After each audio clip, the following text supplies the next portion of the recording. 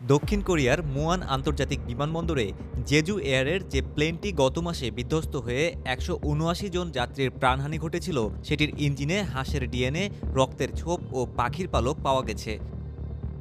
সোমবার প্রাথমিক প্রতিবেদন প্রকাশ করেছে ঘটনায় গঠিত তদন্ত কমিটি। দক্ষিণ কোরিয়ায় ভয়াবহ এই প্লেন বিপর্যয়ের চূড়ান্ত কারণ কী তা জানতে কর্তৃপক্ষ এখনও চেষ্টা চালিয়ে যাচ্ছে।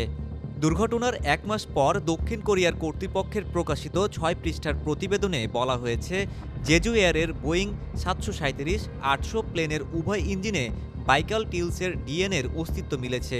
বাইকাল টিলস এক প্রজাতির পরিহাসী হাঁস, যা শীতকালে দলে দলে দক্ষিণ কোরিয়ায় উড়তে থাকে।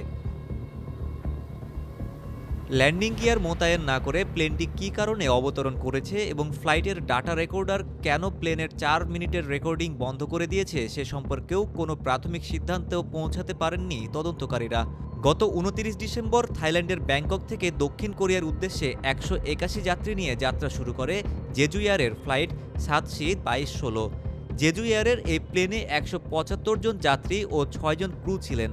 দক্ষিণ কোরিয়ার মুয়ান আন্তর্জাতিক বিমানবন্দরে অবতরণের সময় দুর্ঘটনার কবলে পড়েছিল এই বিমান। Desk report, metro TV.